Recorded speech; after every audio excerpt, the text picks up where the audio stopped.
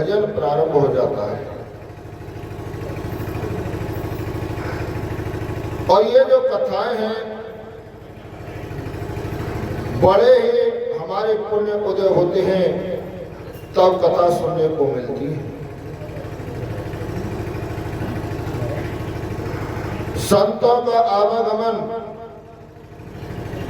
और भगवान की कथा हमारे अनेक जन्मों के पुण्य उदय होते हैं तब श्रवण करने को मिलते हैं। संतों के दर्शन भी दुर्लभ है।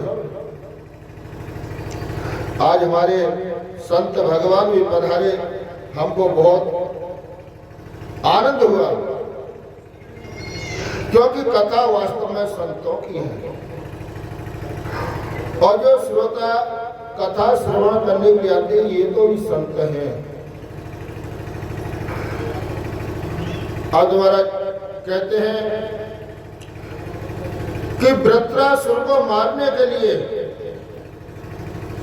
इंद्र किसके पास में गया? संतों के पास में। दधीची ऋषि के पास में पहुंचा। महाराज जब तक आपकी करुणामयी कृपा नहीं होगी तब तक हम दैत्यों पर विजय प्राप्त नहीं कर सकते।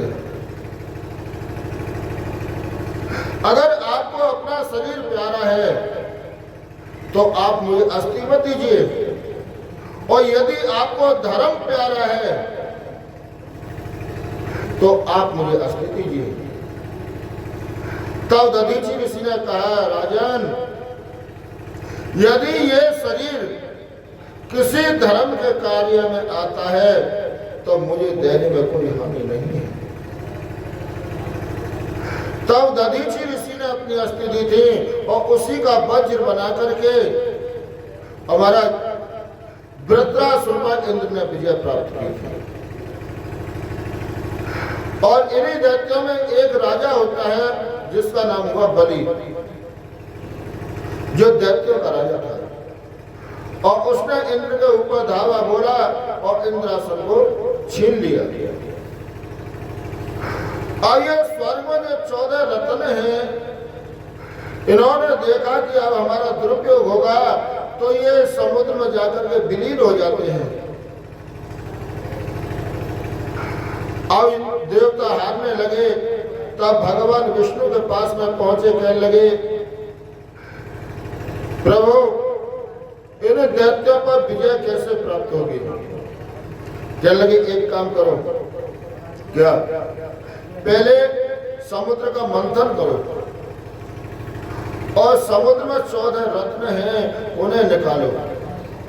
और जब ये 14 रत्न निकल करके आ जाएंगे और उसमें से अमृत निकलेगा और उस अमृत को आप पान करोगे तब आप अब तुम्हारा कहने लगे, समुद्र मंथन कैसे होगा? एक काम करो,